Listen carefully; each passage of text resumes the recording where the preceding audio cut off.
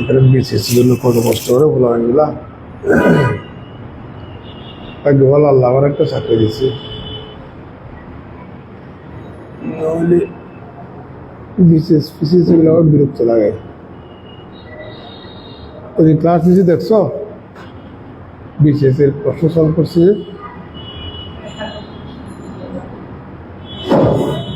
ওটা আমার ইউটিউব চ্যানেলে আছে।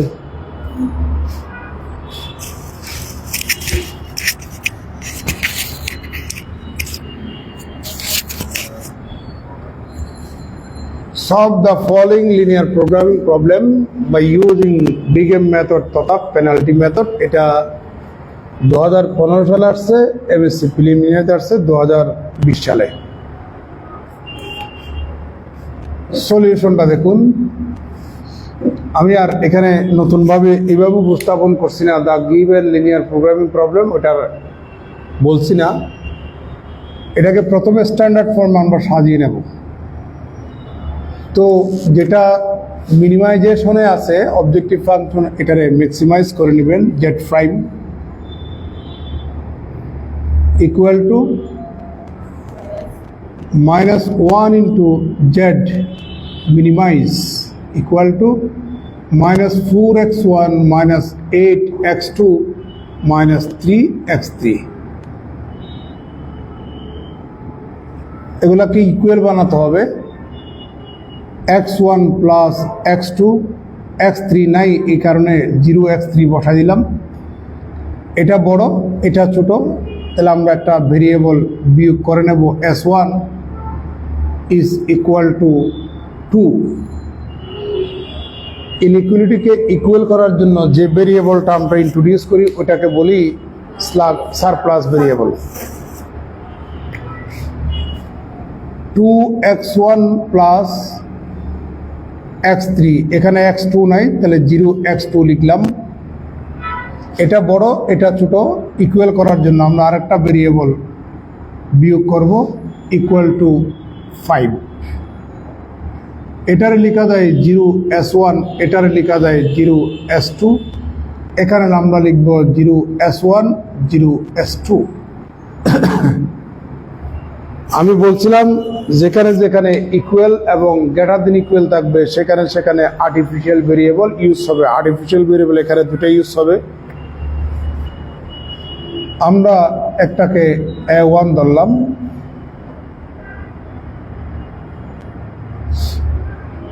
আর এটার জন্য আমরা a2 ধরলাম। তাহলে এখানে 0a2 আর এখানে 0a1, এখানে হবে -ma1 -ma2। তো x1 x2 x3 s1 s2 a1 a2 দে আর অল গ্রেটার দেন ইকুয়াল 0। আমাদের রেডি হয়ে গেল। এখন আমরা সলভ করব ইনশাল্লাহ simplex table 1।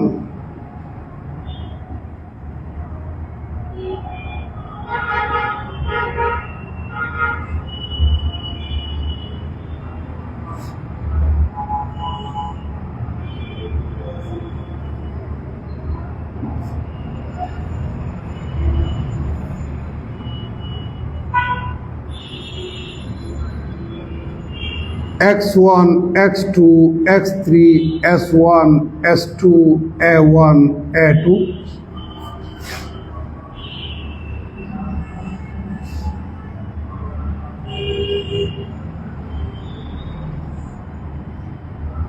Minimum ratio theta,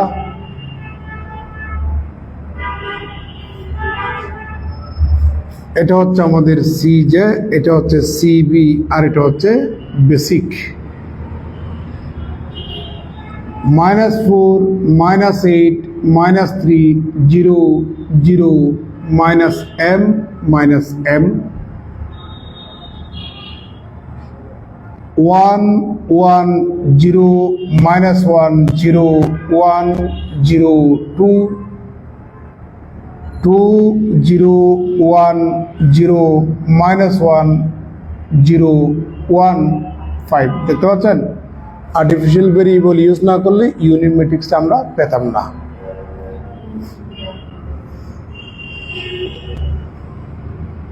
এটা হচ্ছে আমাদের ইউনিট ম্যাট্রিক্স, তার করসপন্ডিং ভেরিয়েবলগুলো হচ্ছে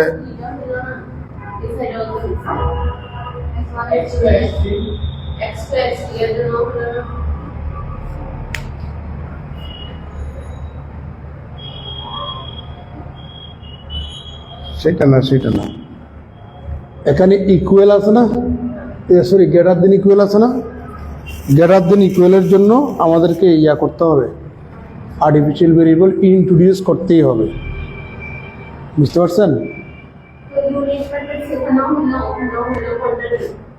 এগুলা তো সবগুলার জন্য তো হয় না। এটা ধরুন এখানে আমাদের x3 নাই, এখানে s2 নাই, এই কারণে না হইছে।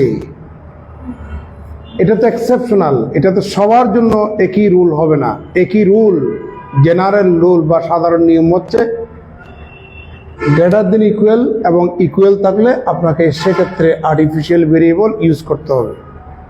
এটা তো জাস্ট এখানে x3 ছিল না, x2 ছিল না, ভাগ্যক্রমে আমাদের ইয়া চলে আসছে, মানে ইউনিট ম্যাট্রিক্স চলে আসছে। এটা সব অঙ্কের জন্য না, আমার কথা বুঝে আসছে? তাহলে এখানে হচ্ছে আমাদের a2, এখানে -m, এখানে -m, zj equal to summation aij/cb, এটার সাথে এটা গুণ করেন, যোগ এটার সাথে এটা গুণ করেন, তাহলে -3m। সিমিলারলি এখানে পাবেন -m, এখানে পাবেন -m, এখানে m পাবেন, এখানে m পাবেন, -m। কথাগুলো কিন্তু বারবার বলছি, এই জন্য আর নতুন করে কথাগুলো বলছি না।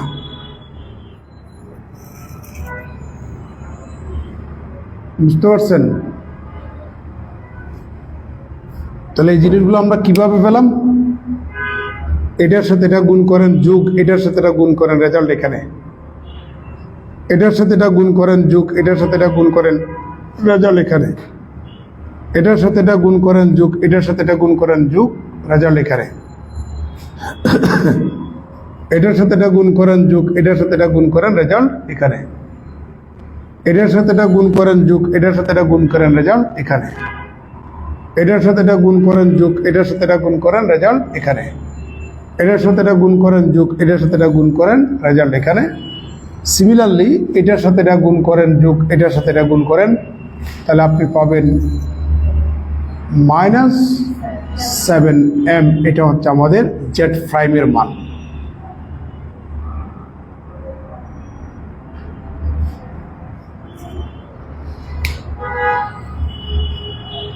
এবার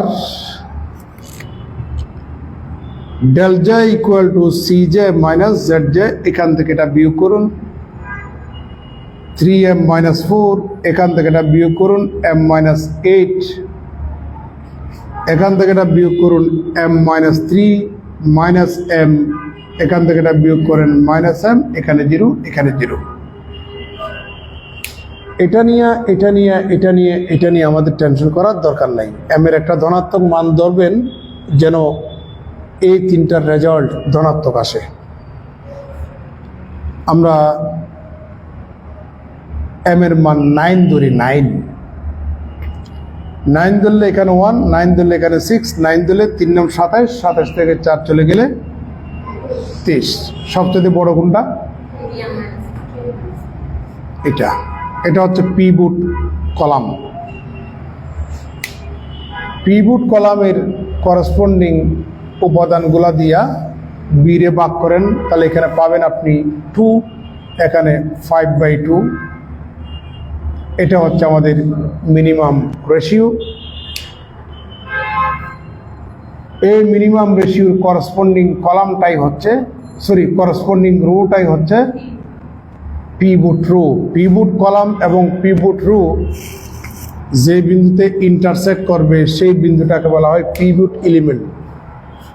পরবর্তী টেবলে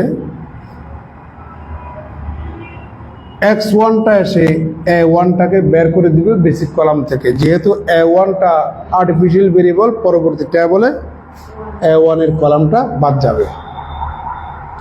আর এটা ওয়ান যেহেতু আছে নতুন করে ওয়ান বানানোর দরকার নাই, যদি ওয়ান না থাকতো যতটা যা থাকতো তত দিয়ে ভাগ করে ওয়ান করে নিতাম। আর তার করসপন্ডিং যে উপাদানটা দেখতে পাচ্ছি ওটাকে আমরা জিরো করে নেব by using elementary row operation. Simplex table 2,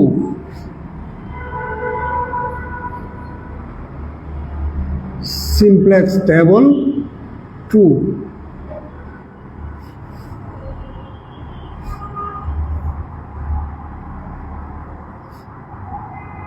সত্যি দেখা যাচ্ছে কিনা দেখো তো, দেখা যাচ্ছে এখন? এটা হচ্ছে সিবি, এটা হচ্ছে আমাদের বেসিক, এটা হচ্ছে সিজে, x1, x2, x3, s1, s2, a2, এটা টিটা, এটা হচ্ছে আমাদের রেশিও।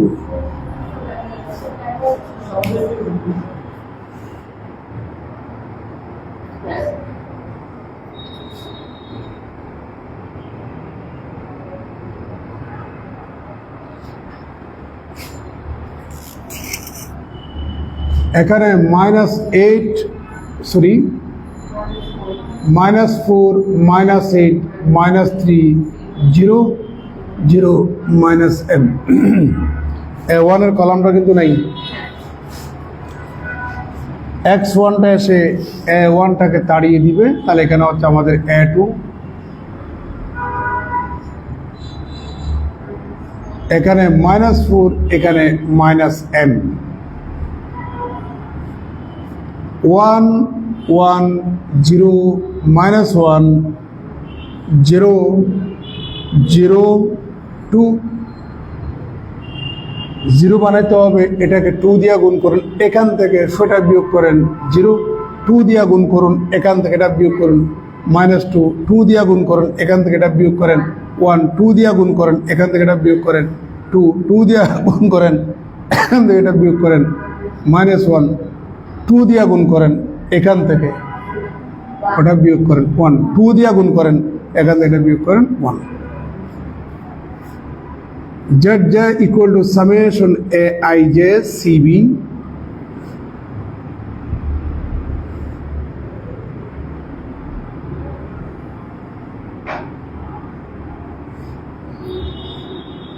এর সাথে এটা গুণ করেন, যোগ এটার সাথে এটা গুণ করেন -4 twice m -4 -m 4 twice m m -m, আর এখানে পাচ্ছি আমরা -8 m, এটা হচ্ছে z প্রাইমের মান। del j is equal to cj minus zj, এখান থেকে এটা বিয়োগ করেন 0, এখান থেকে এটা বিয়োগ করেন -twice m -4, এখান থেকে এটা বিয়োগ করেন m -3, এখান থেকে এটা বিয়োগ করেন twice m -4 m, আর এটা 0। এটা নিয়ে আমার টেনশন করার দরকার নাই, এটা নিয়ে টেনশন করার দরকার নাই, এটা আর এটা নিয়ে টেনশন করার দরকার নাই, এই দুটা নিয়ে টেনশন করা লাগবে। এখন এমনভাবে একটা m এর ধনাত্মক মান বসাবেন যেন এটা রেজাল্ট এবং এটা রেজাল্ট ধনাত্মক হয়। আমরা 3 বসাই, m এর মান 4 বসাই, 4 বসালে 1, 4 বসালে কত হয়? 4 হয়। তাহলে এটাই তো বড়, তাই না? তাহলে এটা হচ্ছে আমাদের পিভট কলাম। তাহলে তার করসপন্ডিং উপাদানগুলা দিয়া বিরে ভাগ করেন, নেগেটিভ রেশিও হবে না। আর এখানে কত পাচ্ছি? Half.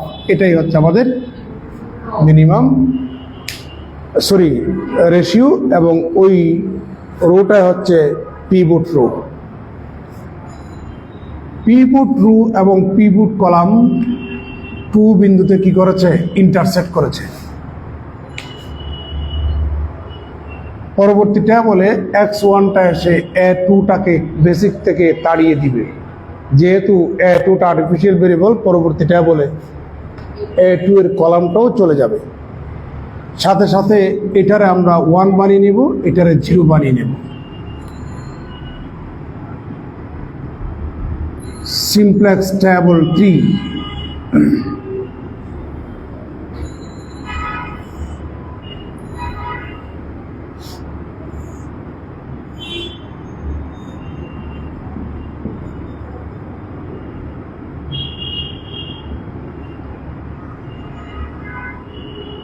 x1, x2, x3, s1, s2, b minimum ratio theta. দেখতে পাচ্ছেন আর্টিফিশিয়াল ভেরিয়েবল কলাম চলে গেল। -4, -8, -3, 0, 0, এটা x1, এটা হচ্ছে আমাদের s1, এখানে -4, 0, 1 বানানোর জন্য 2 দিয়ে ভাগ দেন, তাহলে 0, -1, হাফ, 1, -হাফ, আর এখানে হাফ। এটারে 0 বানাবো, জাস্ট আপনি এটার সাথে এটা যোগ করুন, 0 পাবেন। এটার সাথে এটা যোগ করুন, -হাফ পাবেন, তাই না? এটার সাথে এটা যোগ করুন, হাফ পাবেন। এটার সাথে এটা যোগ করুন, 0 পাবেন। এটার সাথে এটা যোগ করুন, 1 পাবেন। তো এটার সাথে এটা যোগ করুন, তাহলে 5/2 পাবেন।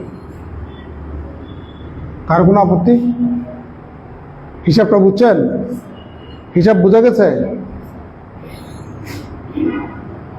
z equal to summation aij cb, এটার সাথে এটা গুণ করেন, যোগ এটার সাথে এটা গুণ করুন, তাহলে -4, এটার সাথে এটা গুণ করেন, যোগ এটার সাথে এটা গুণ করেন, 0, এটার সাথে এটা গুণ করেন, যোগ এটার সাথে এটা গুণ করেন, -2, এটার সাথে এটা গুণ করেন, যোগ এটার সাথে এটা গুণ করেন, 0, এটার সাথে এটা গুণ করেন, যোগ এটার সাথে এটা গুণ করেন, -2,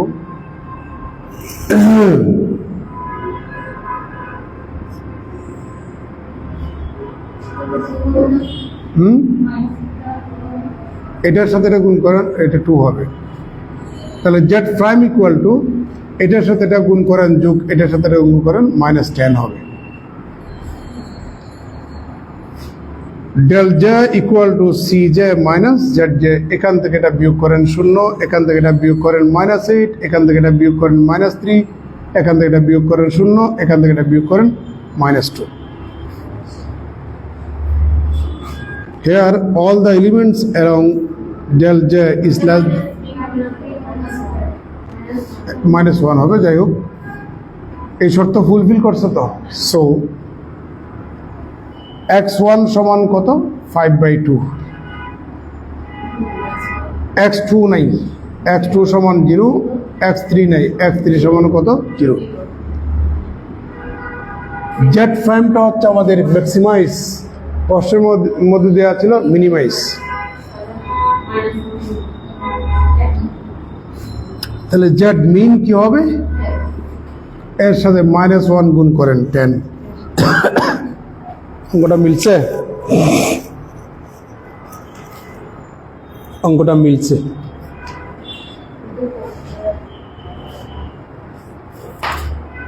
দাগে ফেলেন, যা যা করাইছে তাকে ফেলেন।